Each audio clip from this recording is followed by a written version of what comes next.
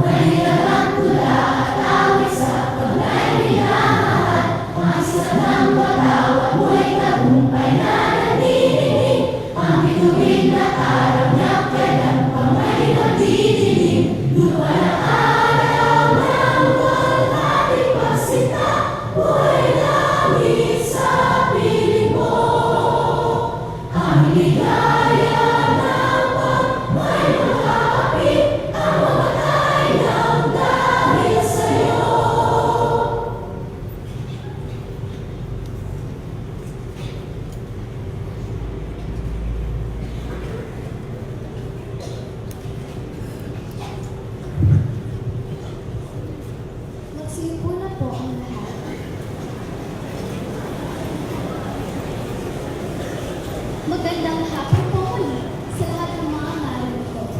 sa mga administrador ng Santa Scholastica, mga guro, kapwa naming kamag-aral, at sa lahat ng naririto sa bulwagan.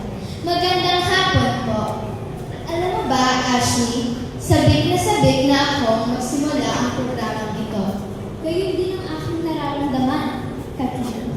Sino mang narito sa bulwang ito, alam kong inaabangan at nasasabik ng makinig sa bago na namang kaalamang matututuhan sa araw na ito. Tama ka, Ashley. Tayo mga mag-aaral ng kolehiyo ng Santa Scholastica ay tunay na hinuhubog na maging mabuti. At bilang bahagi ng paghubog sa atin ng maging pinuno sa susunod na henerasyon, tayo ay mapalad dahil isa sa mga gawain na isinasagawa sa ating paaralan ay ang pag-anyaya sa mga huwarang pinuno na magbibigay sa atin ng inspirasyon at magbabahagi ng kanilang husay sa pamumuno na siyang namang magsisilbing huwaran sa atin bilang panimula sa pamumuno sa ating mga klase. Tama ka, Ashley. Huwag na natin muling patadalin pa ito. Bago natin umpisahan ang ating gawain sa hapong ito, pakinggan natin ang pambungad na pananalita ng ating punong guro sa mababang paaralan at vice-presidente ng gawain pang-administratibo ng kolehiyo ng Santa Scholastica. Palakpakan po natin si Sister Rosario Obiñana OSD.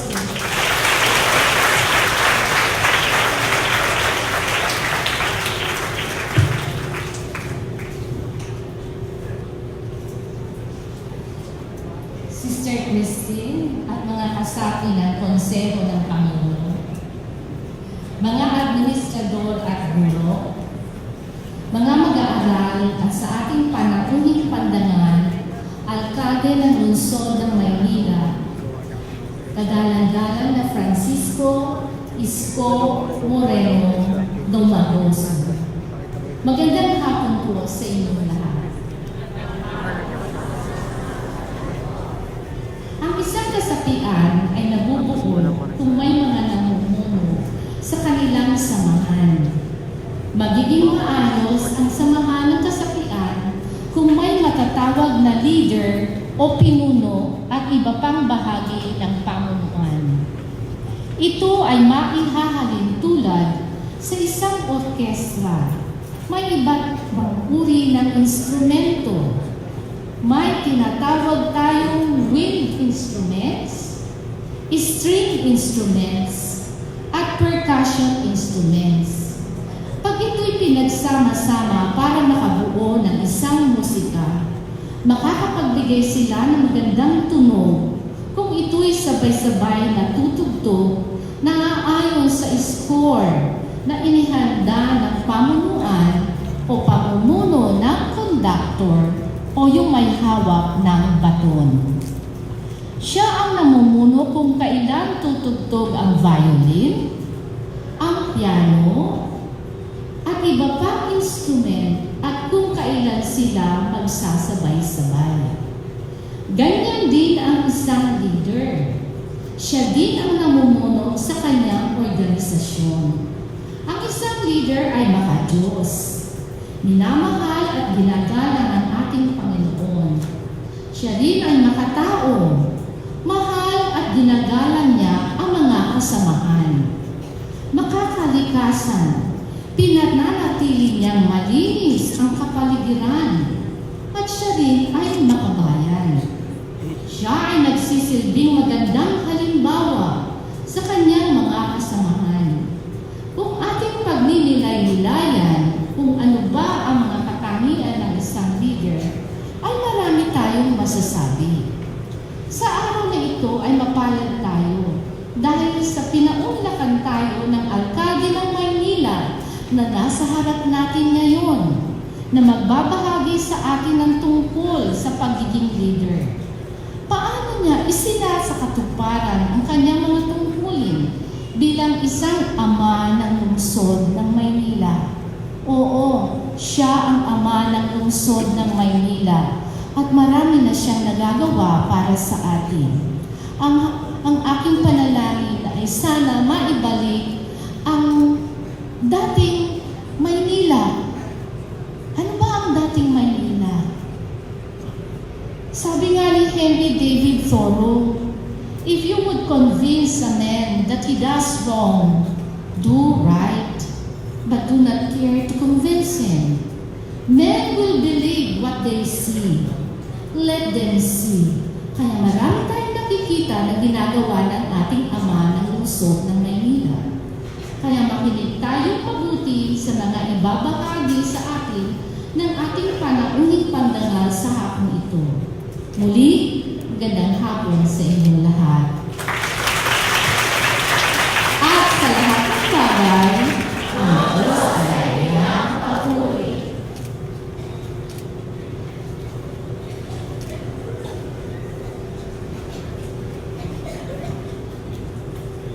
Maraming salamat po, Sister Rosario.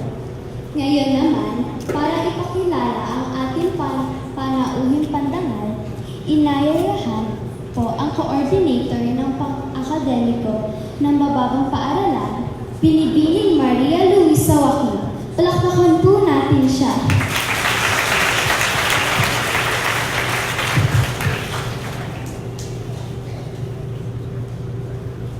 Sister Christine Pinto, OSD, Pangulo ng St. Scholastica College. Sister Rosario Abellana, OSD, Vice President for Administrative Affairs at punong guro ng Grade School Unit.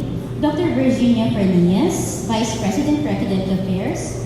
Honorable Mayor, mga administrador, mga guro, mga mag-aaral, sa lahat ng nandito sa bulwagang ito, isang magandang hapon sa inyong lahat.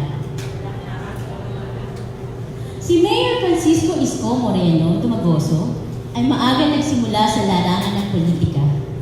Siya ang pinakabatang nahalal bilang konsehal ng lungsod, pinakabatang pangalawang alkalde o vice mayor, at pinakabatang nahalal bilang alkalde ng lungsod ng Maynila. Siya ang ika-27 alkalde ng Maynila. Nagsilbi siya bilang pangalawang alkalde ng Maynila sa loob ng 9 na taon at siya'y kasapi na ng saganaang panglungsod mula noong siya ay 23 gulang pa lamang. Natapos niya ang 3 termino bilang konsehal. Sa kabila ng kanyang abang pinagmulan, pinagpatuloy at pinalawak ni Mayor Isko ang kanyang pagnanasang matuto. Hindi lamang sa kanyang pagbasa ng mga aklat ng mga prominenteng pinuno sa buong bansa, pinahalagahan din niya ang mahuhusay at matatalinong mga pinuno na sa Ingles ay tinatawag nating think tanks. Noong taong 2012, tinapos niya ang Executive Education Program ng John F. Kennedy School of Government sa Harvard University. Makaraan ang 1 taon, natapos din niya ang Emerging Leaders Executive Program doon rin sa Harvard University. Sa taon din ito, nakompleto niya ang Oxford Strategic Leadership Program sa SAID Business School, University of Oxford. Siya ay produkto rin ng Executive Education Program sa UP National College of Public Administration and Governance. Natanggap ni Mayor Isko Moreno ang kanyang degree bilang Doctor of Humanities on Community Development mula sa pamantasan ng lungsod ng Maynila at sa taong 2014 na kung saan iginawad sa kanya ang pagkilala sa kanyang 18 taong mahusay na paglilingkod bilang konsehal at pangalawang alkalde ng lungsod ng Maynila. Dahil sa kanyang mga karanasan sa paglilingkod, siya ay sinirang ni Presidente Rodrigo Duterte bilang Undersecretary for Special Projects ng Department of Social Welfare and Development. Bago po ito, naitalaga rin siya ni Pangulong Duterte bilang Chairman at Presidente ng North Rail Corporation. Nag-aral si Mayor Isko ng Law sa Arellano University School of Law. 3 taon pagkatapos ng makatapos sa International Academy of Management and Economics na may degree ng Bachelor of Science in Business Administration. Kabilang sa mahalagang karangalan at pagkilala sa kanya natanggap, ang paggawad sa kanya bilang Most Outstanding Filipino sa larangan ng serbisyong publiko mula sa Gawad America Foundation, isang institusyon na nakabase sa Hollywood, California, USA, at isa sa top men who matter ng People Asia Magazine. Sa lahat ng mga narinig ko ngayon, isang malaking karangalan na ipakilala ko sa inyo ang taong lumaki sa mahirap na pamayanan sa Tondo at ngayon ay naatasang muling itayo, buhayin at paliguin ang kapital ng ating bansa. Tinaguriang the total rockstar, ni Ambassador Soki ng US. Ang kagalang-galang na Francisco Isko Moreno Magoso, alkalde ng lungsod ng Maynila. Pasibukan natin sa mainit at garang palakpakan. Maupo po kayo. Maraming salamat sa ating tagapagpakilala. Ma'am, thank you. Sa ating pong Sister Christine Pinto, OSB President. Sister Obiana Rosario Obiana, ito pangalan niyo. Chaya. Rosario Obiana. Chaya yun. Rosario Obiana, OSB Grade School Principal, Dr. Virginia Fornias, Vice President for Academic Affairs, sa lahat po ng ating mga sisters, members of the faculty, executive officers, mga kawani ng institusyon, at lahat, kung may mga magulang, at sa lahat ng mga mag-aaral ng Saints ko, magandang araw sa inyo. Hi! Hello! Ito ang pinaka-challenging na oras ng pagsasalita ng isang tagapagsalita. Yung ganitong oras, ito yung oras na nakakaantok. Nung estudyante ako sa Rosauro Almario Elementary School, ang pinaka-challenging doon yung alas 9 ng umaga. After mga 2-3 subject na. Tapos, nung high school naman ako, pagdating na ng mga launa, alas 2. Naantok ka na. Kaya ganun din, sa karanasan ko, sa dami ng pagkakataong naibigay sa akin, salamat sa Diyos na ako'y makapagsalita sa iba't ibang dako ng bansa at some portion of the world, talagang yung oras ng alas 2, alas 3, medyo challenging. Kaya, hi! Kasi ang hirap manggising ng audience. Lalo na pag pag-uusapan ay politika. The most boring portion. Politics. But in showbiz, sa showbiz, mas nabubuhay ang dugo ng tao. Ay, totoo bang yan yung bagong boyfriend niya? Yan ang madalas na nakaka-entice sa isang conversation ng mga tao. But be that as it may, in my own little way, I'll try to get your attention. And I think today's topic or today's interest is about what your city government can do for you, or what can you do for your beloved city where you live, sleep, go to school.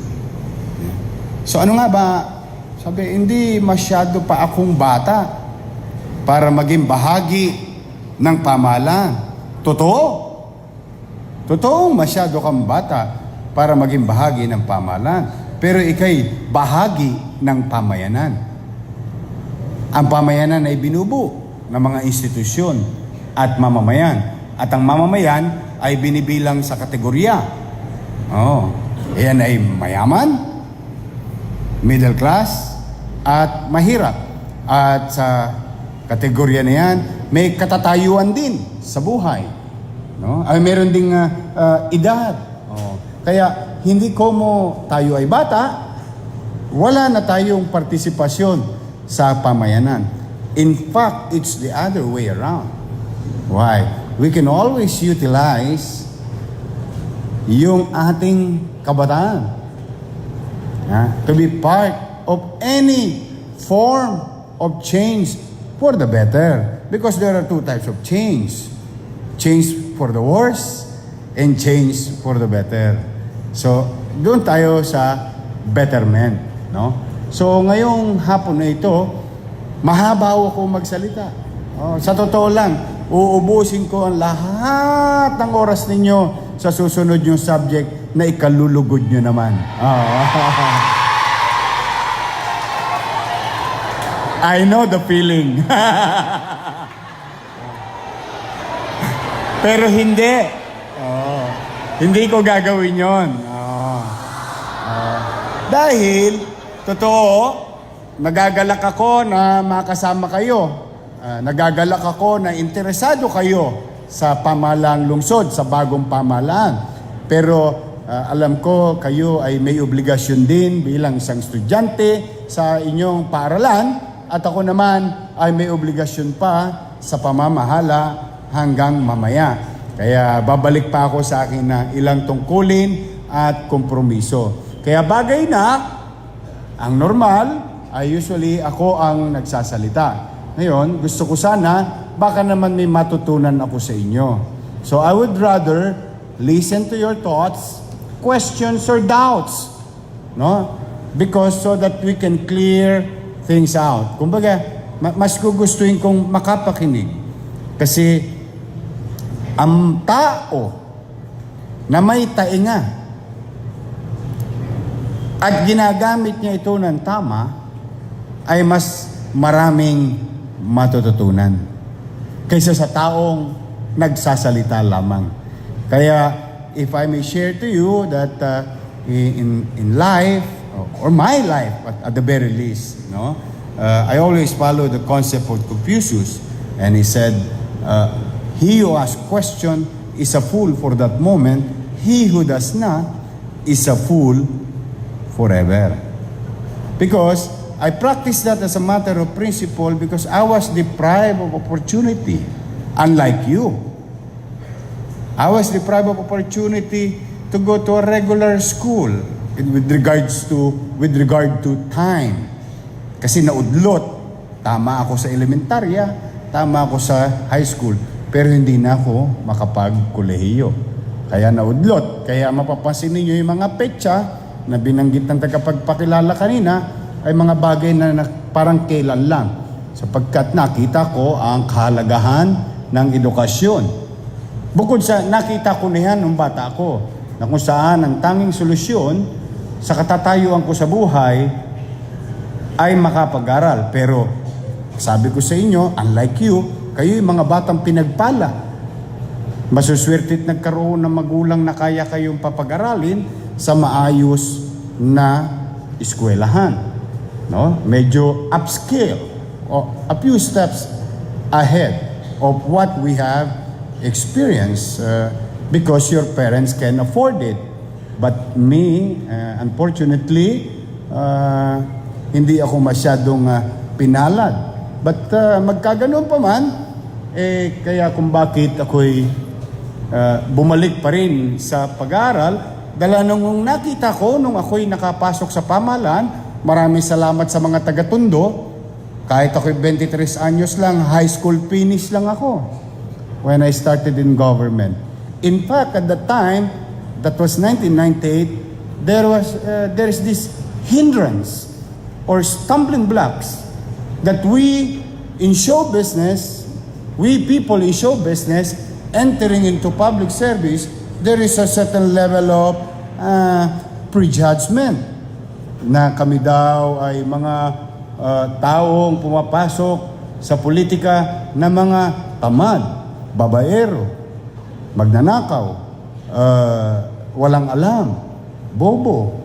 Hindi ko naman masisisi ang pamayanan sapagkat sa aming koponan bilang mga artistang politiko ay may mga gumawa ng lahat ng bagay na yun. Na kung saan naisama kami na parabang kami pare-pareho lamang. Kaya sinabi ko, pinagpapasalamat ko sa Panginoon Diyos sapagkat bagamat ganun ang katatayuan ko at high school finish lang, binigyan pa rin ako ng pagkakataon na makapaglingkod at the very young age. Kaya ako dinidiinan sa inyo yung pagiging bata ninyo. Ay sapagkat ako'y 23 years old, no? In political history of the city government, that is on record already. So, mangyari yon, nakita ko, ay hindi pala ito makikita, hindi pala ang paggogobyerno ay pangiti-ngiti lang. Hindi pala ang gobyerno ay pa-cute-cute lang. Although cute naman talaga ako.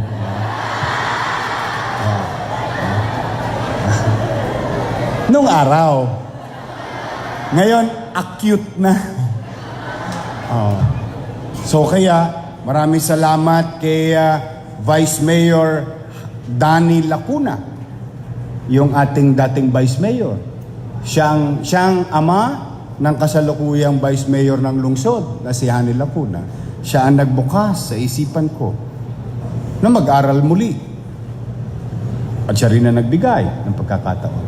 O kaya, ako'y kahit papano mga bata, masasabi ko sa inyo, ako'y may diploma na. Hindi lang gawang rekto, gawang Makati pa. So, be that as it may, no, there are challenges in our life. And I think kahit na maluwag ang katatayuan nyo sa buhay, kayo'y may mga kinakaharap din bilang bata. No? At huwag yung iisipin, ito nga pala bago tayo mag-umpisa sa ating tanungan. Ito nga pala ipagpapaalala ko lang. Minsan, sa buhay natin, para bang darating ang mundo sa ibabaw ng balikat natin. Para bang pinagtakluban na tayo ng pagkakataon. Pinalikdan tayo ng kasiyahan sa buhay. Dahil sa para bang ang dami niyong dinadaanan sa buhay. Always bear in mind, there are always two sides of the coin. The bad side and the good side. So you have, for you to be a happy person, okay, para maging masaya o masasayahin at magkaroon ng kabubusugan sa katawan, dahil ang taong walang kabubusugan sa katawan ay taong walang kasiyahan. You will keep on asking why, and why, the million whys in this world. You will never find the answer if you don't stop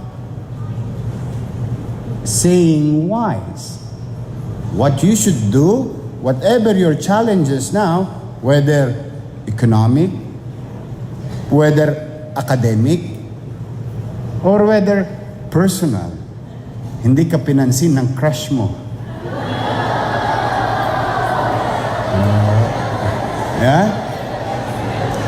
Huwag kayong mag-aalala. Economic? Let's answer that. There is a boy at your age, nagtutulak na ng kariton. There is a boy at your age, nagtutulak na ng kariton, nagsasidecar na. At ang kinakain niya ay tira sa basurahan. So if you're not experiencing that, I think you are in a better position. Okay? So always think that, ano nga ba ang buhay ng isang batang katulad ko na meron sila sa kabilang dako ng lipunan? Because there is reality outside of this hall. The community. At hindi ko kayo masisisi dahil hindi nyo pa naman nakita yan. That's why I'm trying to get this opportunity and take this opportunity to remind you on how can you be appreciative of what God gave you. Or what God, yung kung ano man ang bagay na meron ka ngayon. ay bagay na dapat mong ipagpasalamat. Now, may problema kayo academic, huwag kayong magkalala. Hindi mo kailangan maging katulad ni Zuckerberg o ni Steve Jobs, ng mga talagang, alam niyo ako, I am just an average student. Isa lang ang hiling sa akin ng nanay ko, huwag ko raw siyang bibigyan ng gradong de palakol. Yun lang. Ang gusto niya, minimum pilipit. That's how we address it. So, ang gaang-gaang ng pag-aaral ko. Bakit? Kasi sabi niya, kailangan wala akong line of 70s.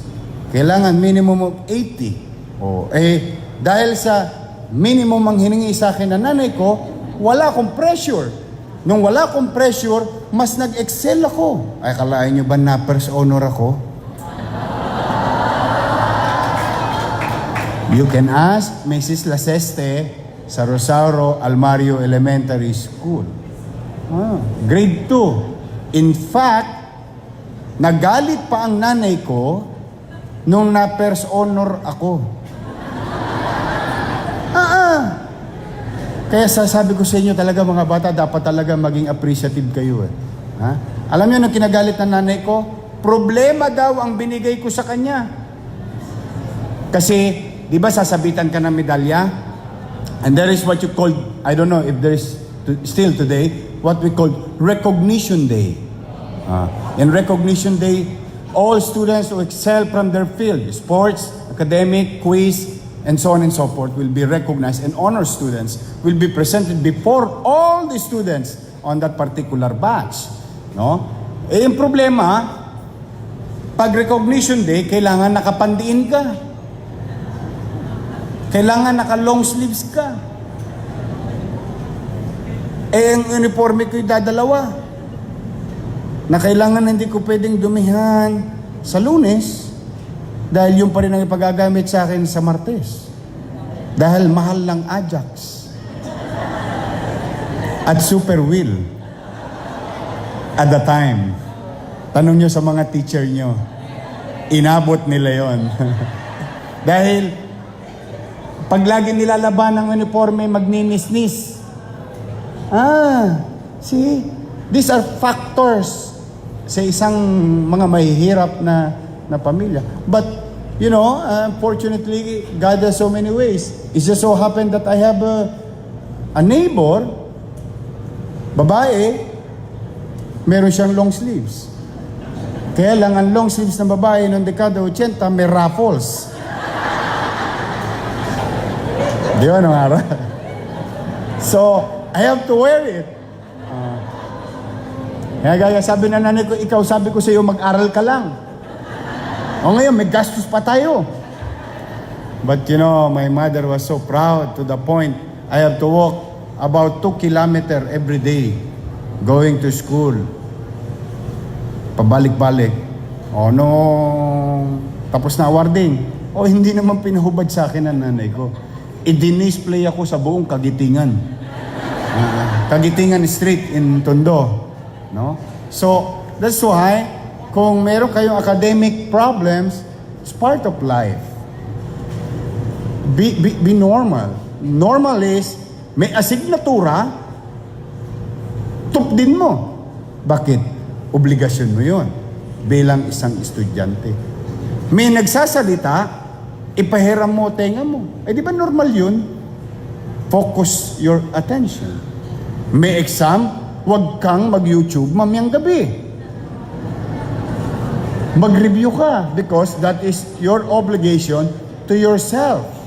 Di ba? So, that is being normal. That's not being studious. You don't have to exert so much effort, just focus on your obligation. So, mamaya, may asignatura. Gagawin ko ang assignment ko. May exam bukas, magre-review ko ngayon. See? Walang bago doon. And naturally, because you keep on practicing this, naturally, you're being an average student and before you know it, you're getting good grades. Because that is the effect of perseverance. Consistency. Importante yun, ha? Yung consistency. Yung perseverance, may effort. Yung consistency is being normal. You're just being consistent on what you do. And if I may share it to you, what and then third, puso. Yan, puso. Ayan. Madalas sa bata, naapektuhan ang buhay. Kapag may crush, hindi siya napansin. Apektado. Ando sa ilalim ng puno.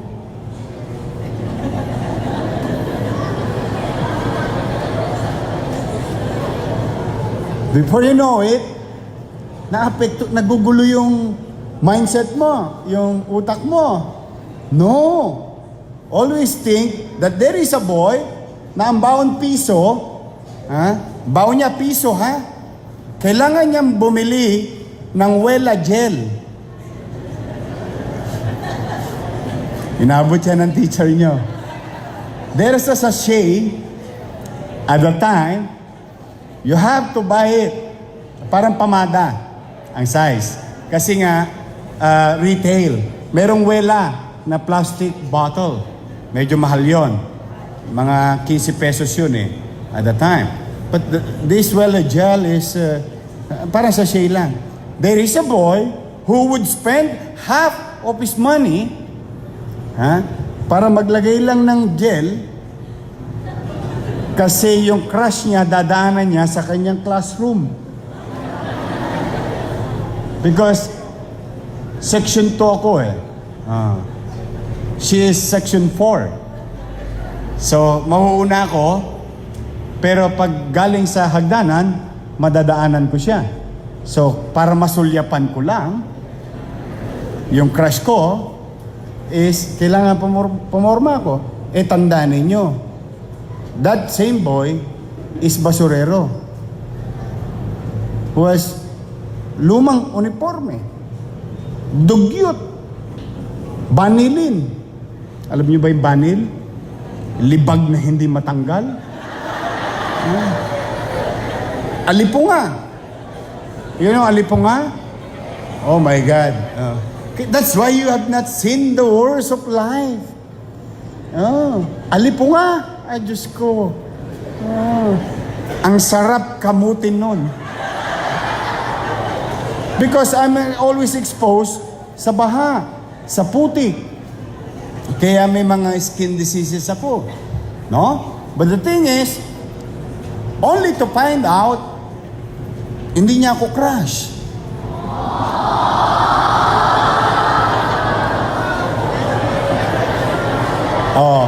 That is elementary. Let's talk about high school life. In high school, medyo napapabilang ako sa mga medyo magagandang resultang grado. Section 1 ako nung first year. You know, in sectioning, in public education system, that is what we call segregation. Maganda. Medyo maganda. Okay lang. Pwede na.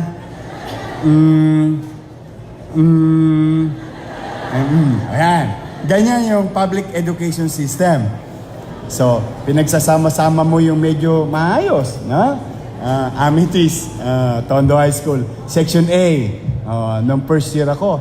May crush din ako. Kaya sabi ko sa inyo, doon, pinakokopya ko pa yon. Minsan ako pa gumagawa nung, di ba nakalagay sa blackboard, assignment. Chat down. Nagja-jot down mo yun. Di susulat ko yun. Sige na. Hindi rin ako sinagot. Same thing with second year.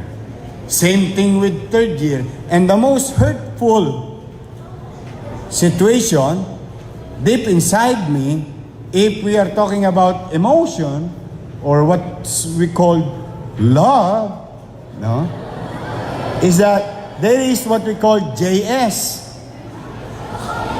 the Junior Senior Party. Inaabangan yun. Sobrang inaabangan yun. And come to think of it, it is the first and only day that you're going to be allowed to wear non-uniform. So, ibig sabihin, kung medyo mayayay ang pamilya mo, makakabili ka ng pandiin. Di ba? Makakabili ka ng return. Swatch. Ha? Ha? Yun ang mga inong araw. Topsider pag mas may pera ka pa. So everybody will wear the best clothes that they can have in a party, and I arrived. Francisco Dumagoso arrived with COC uniform. Youth Development Training. My PE t-shirt with my black pants. So yung crush ko na naman, siyempre sa kahihiyan niya, yung kanyang manliligaw, the only person na hindi nakapandin. And everybody would love to have Swatch na relo, lalo na yung Pop Swatch. Nung araw, inilalagay sa damit yun. Alam mo, may kanya-kanyang yabang din ang tao. See? Kaya if you're suffering or facing challenges with your life, emotionally, with your... Naku, pasasaan ba raraos din yan? Life will not stop there. Don't allow to affect you or those. Those are small things. Oh, awa ng Diyos. Natapos ako ng high school. Oh, akalain ko ba? Akalain ko ba? Sino ba magpagsasabi? Artistahin pala to. O, di nakapag-artista ako. O, lahat ng niligawan ko, naging ex ko daw sila.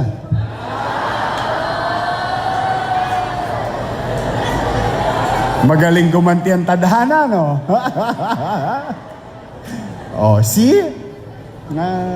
I don't want to offend anybody, but, puro busted ako. Then, nung nakapag-artista ako, naging ex ko daw sila. Oh, sino nagabol?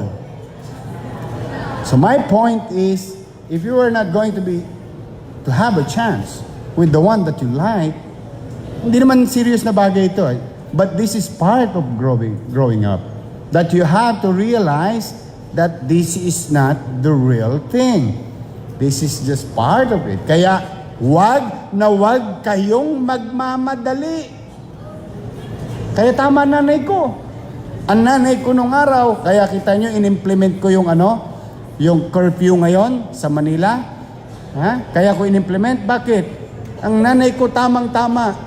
Nung araw, sansuwi kami. Sansut-sut uwi. Di ba? Alas 6 na. But kids nowadays, in a hurry to enjoy, in a hurry to experience things. No, wag mong ranasin o danasin yung dinaranas sa mga matatanda. Ibigay mo na sa kanila yun.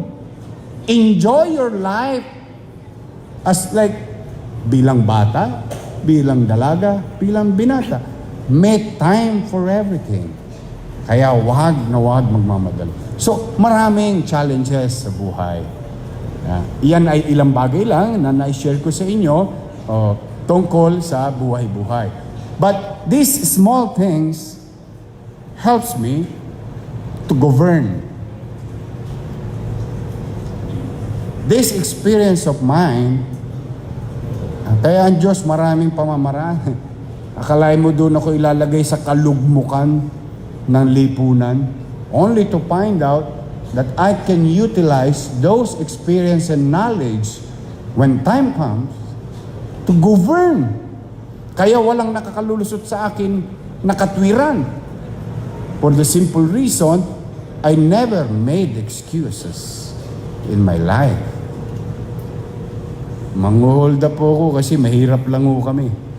Mangagaw ako ng cellphone ng estudyante sa kanto ng Top Avenue at Vito Cruz kasi wala kaming makain. Kaya hindi siya pumapasok sa akin. Bakit? Kasi hindi ko ginawa. Hindi ko ginawa yung mga masamang bagay na yon. Hindi ako nangapi ng kapwa ko pobre para itaguyod ang sarili ko at sa awa ng Diyos, ito ko sa harapan ninyo. Pwede pala. Posible pala. Kaya lamang ang mga tao minsan mainipin. Mainipin na gusto ko agad yumaman. Gusto ko agad magkamit. Wala namang masama magkamit. Pero yung pagnanais ng isang tao na makuha ang mga bagay-bagay sa hindi tamang pamamaraan ay hindi rin maganda. Kaya yan mga kwento na yan, kaya kung bakit nauunawaan ko ang taong bayan. Bata, binata, at matanda. Dahil ang isang blessings ko, if I can call it blessings, I was fortunate enough to have old friends. I'm being surrounded by literally retired people and excelled or successful old people who have these thoughts and ideas on how to address also our elders in the community. So, anyway, naikwento ko lang yan dahil ayaw kong palalagpasin ang buhay bata. Dahil, alam nyo, mga bata, isang malungkot na portion sa pagtatrabaho ko sa gobyerno, alam nyo naman na pumupunta ako sa patay, no? That's my normal. During free time, I go around in the streets and I try, in my own little way, trying to, be there at the lowest moment of their lives. Alam niyo, sad portion of it, marami ako na-experience, dalaga, uminom ng silver, o dahil iniwan ng jowa, o matay, kasi nag-fail. How I wish I was there before it happened. So that mag-real talk lang ba? Because sometimes people needs tenga. Kaya kung bakit naging habit ko na sa public service, and you can ask City Hall, who knows me very well, until 11 o'clock in the evening, 10 o'clock in the evening, I'm still in the office just by listening. Kasi may mga taong minsan kailangan lang oras. How I wish. That's why I don't want to miss any opportunity to remind the children of today that there is more in life. Whatever it is, maniwala ka na. Ibibigay ko na sa iyo lahat ng problema. Lahat na. Basta hindi ka pa kumakain ng tira ng tao sa loob ng basurahan. Nakakalkalin mo muna. Hindi ka pa naghihirap. Hindi ka pa tinakluban ng tadhana o ng pagkakataon. So, if you have that kind of mindset, then you'll be a happier person. Buti nga, may uniform ako eh. Buti nga, baon ako. Things you have to appreciate. So anyway, thank you very much. I would rather listen to you and start asking about, you can ask anything under the sun. Ayan ha. And I would suggest that if you're interested in governance, you can ask now. Don't be afraid. There is no right and wrong question. Okay? This is your chance. At thank you sa mga nagbigay ng sulat kanina. I appreciate it. Andi dito na.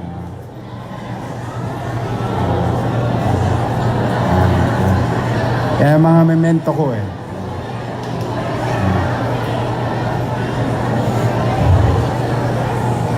Okay. Hi. Good afternoon po. Ako po si Brianna Gomboa from 6 St. Odilo. Tumatakbo po ako bilang Pangulo ng klase. Ano pong maipapayo niyo sa mga kandidato, lalong-lalo na po panahon na ng pangangampanya? Okay. That's a nice question because I've experienced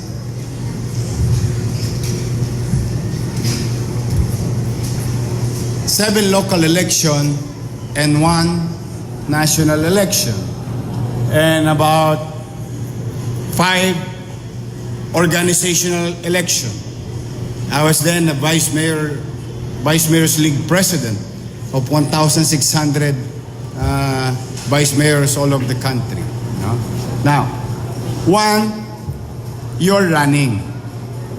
I think before anything else, you should ask yourself first, why am I running?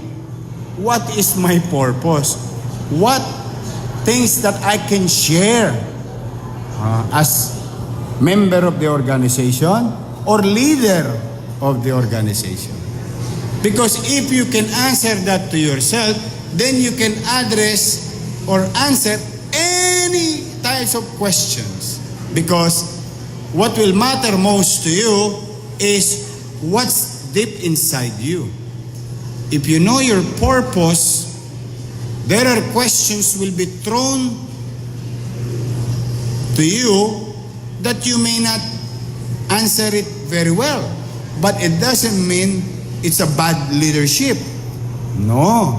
It's just so happened that the question thrown to you, which you're going to face later on, is hindi mo yung linya. Hindi yun yung purpose mo. So, mahalaga bilang kandidato, kailangan alam mo ang purpose mo. Now, eto na. May koponan. This is the bad habits in Philippine politics. May koponan. May kasamahan ka. Leadership starts with how will you maintain relationship with your alliances? Because there must be a purpose also for them to join that flock or koponan. That's what we call partisan politics. Nowadays, party system is just for paperworks, for purposes of not being an independent candidate. I want to be there. I join. Book, tamo na pa si mo, 5-5 sumpaan. Kahapon, I don't want to put it in colors masyado. Kahapon A, bukas B, a week after that C. It defeats the purpose of you as a flock kasi magkakaroon kayo ng common goal. You have your thing as a candidate at yung mga kasama kailangan nasa isang antena. You're listening to one radio station so that you'll be in harmony. Then, the last part is competition. Remember, election, as much as possible,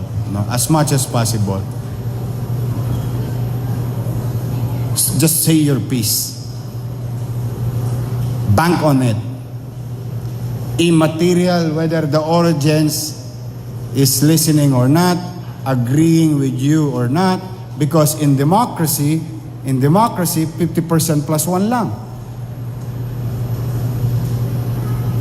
Your math teacher will agree with me. 51% is greater than 49. So, kaya hindi mo kailangan makapanakit ng damdamin. Because some people will not agree with you. And if you respect point of views, if you respect ideas that sometimes contradicts your idea, then wala kang makakaaway. Then let the people or your community decide whether they will choose you or not. Because you cannot force the people to vote for you. But you have to invite them. You have to put them in that direction. This is my goal. This is our mission. This is where we're going to bring you. If you believe in us, come. Samahan nyo kami. Dito tayo. Magsama-sama tayo. So, para matapos ang halalan, hindi ka kakain ng ampalaya.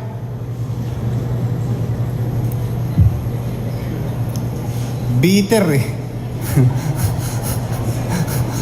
So that you can move on with your life.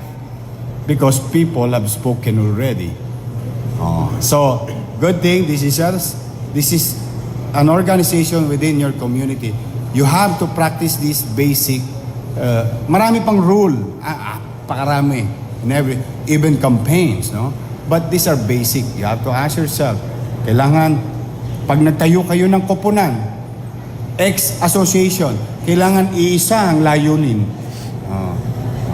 At yung layunin, labag sa layunin ng kabila.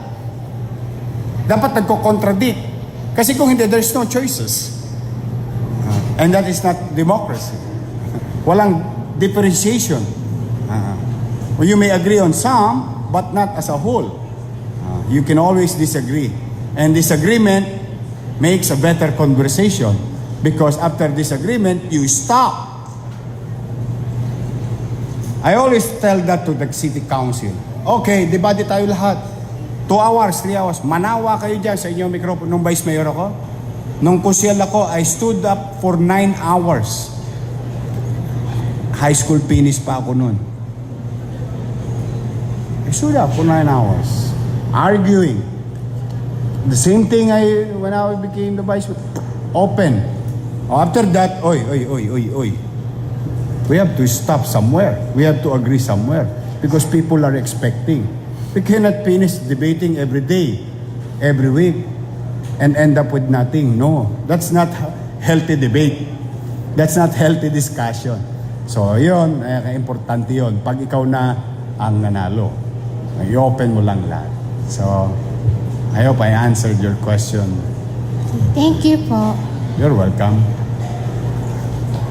Good afternoon po. Ako po si Shaska Torres, isang student athlete po from 5 St. Erin Trudis. Bilang isang inspirational leader, how can you further motivate and improve our student athletes, especially now that the competition season is upon us? Ano yung competition?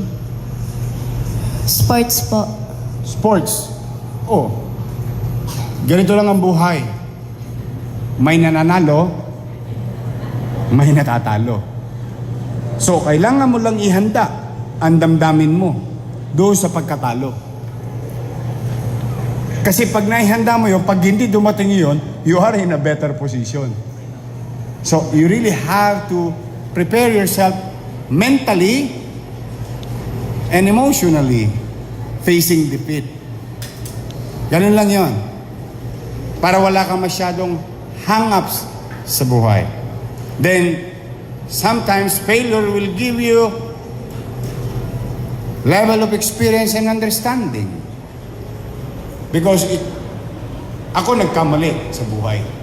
And I'll tell you, because I've been into competition. Election is competition.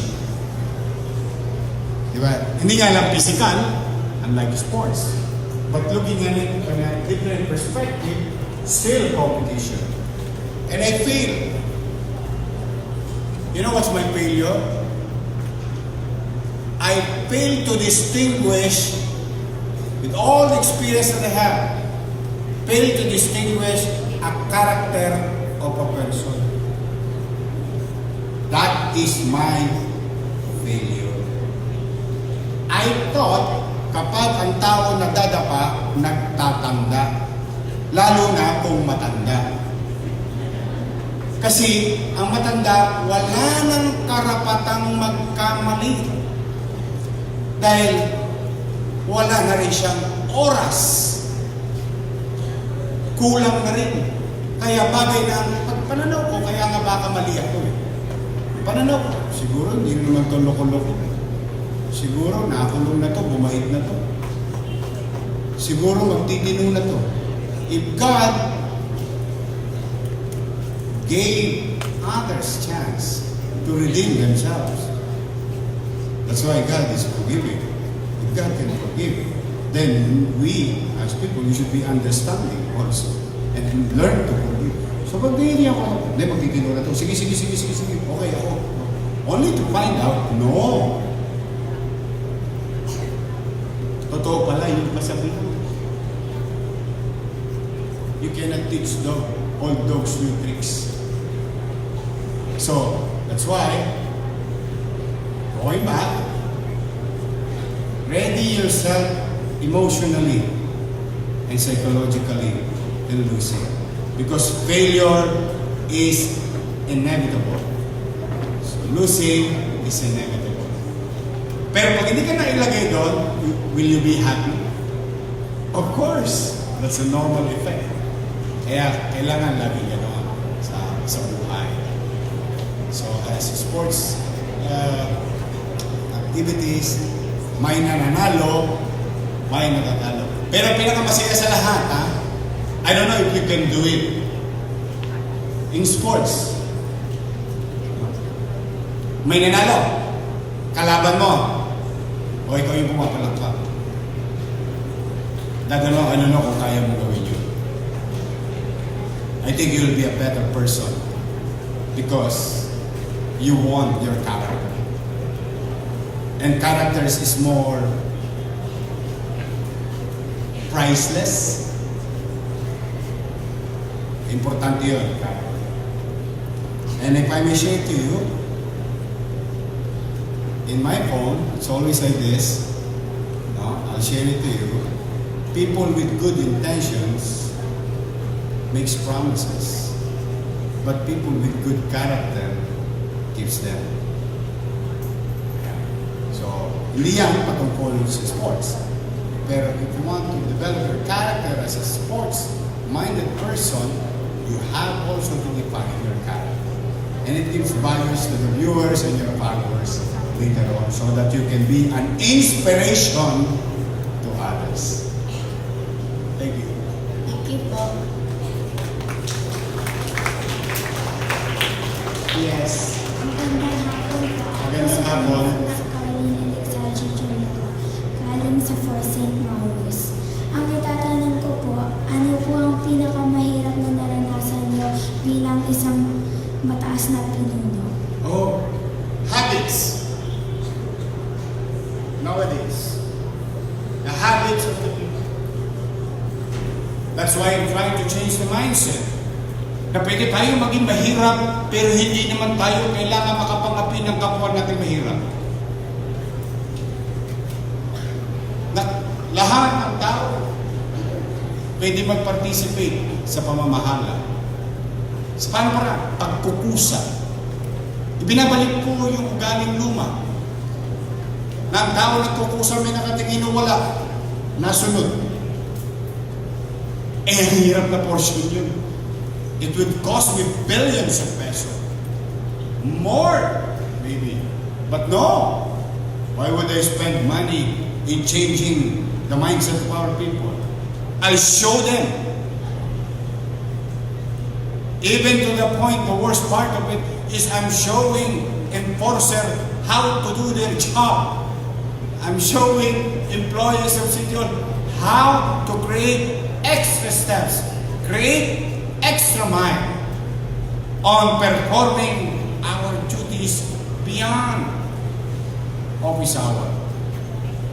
By doing so, one way or another, I hope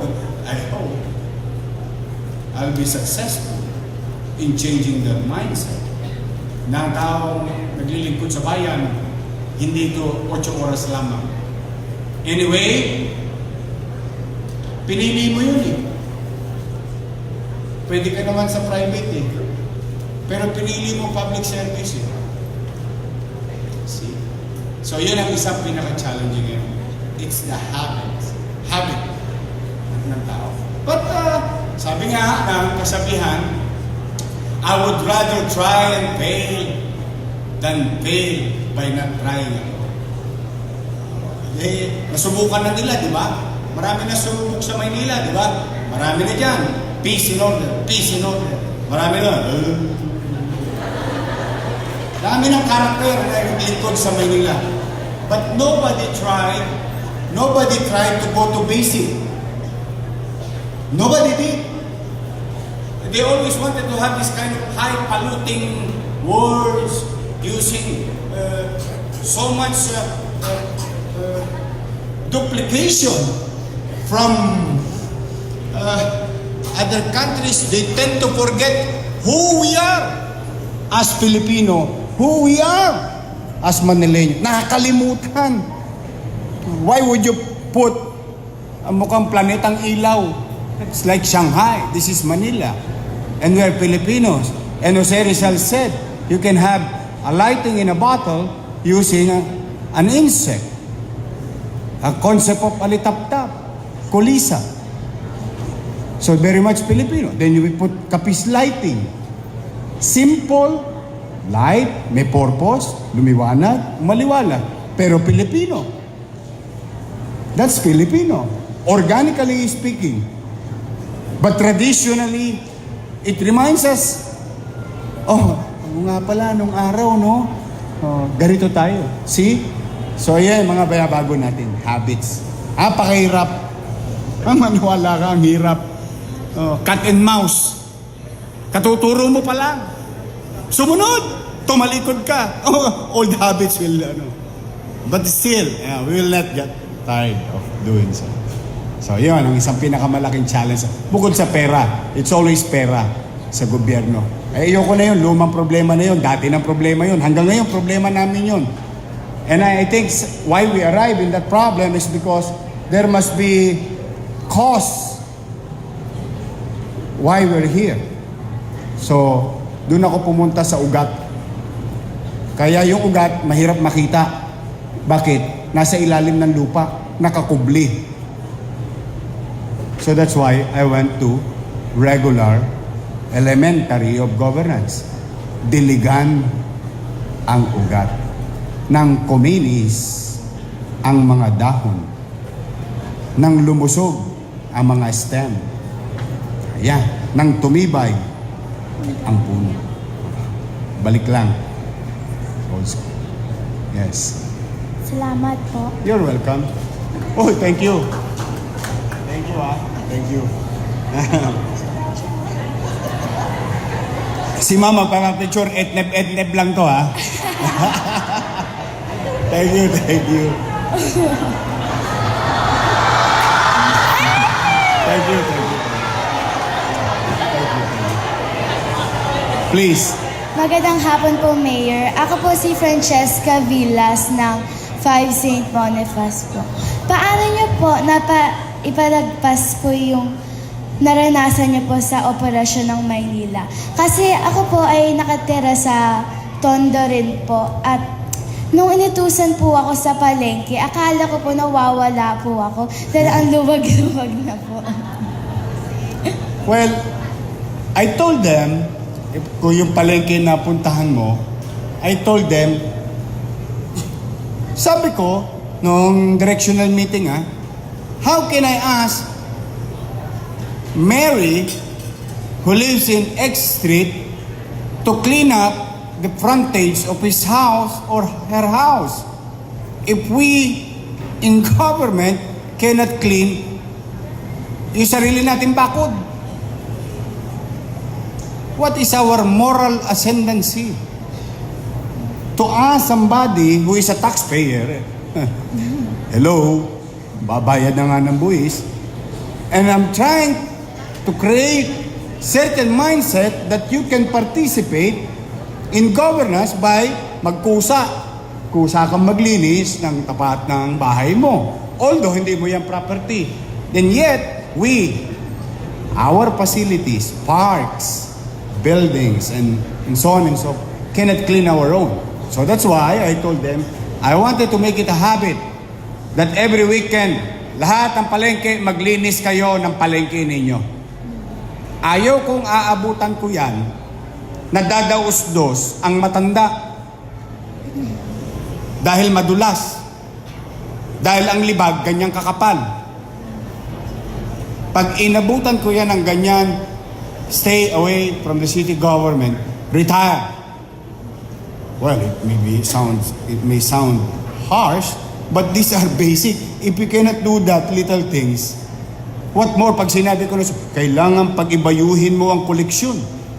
Palaguin mo, mas mahirap yun. Pero yung paglilinis ay simple. O kaya, awa ng Diyos, pati, can you imagine directors of hospital cleaning up the hospital? And its surrounding? So all facilities are now being required. Can you imagine policemen doing clearing operations, flashing? Tingnan po kasi, ultimo bundling. Can you imagine, bundling of wires? Simple. Bundling. Hindi ko naman na underground. Pero ayoko na parang sampayan. Kaya bang gawin? Ay, kaya. Nyangga-nyangga lang. Sorry. Iikutan mo lang yun eh. Ganun pa rin. May kable pa rin. Pero parang may gobyerno na. Yan. Yan ang nangyari. And I'm happy that you appreciate it.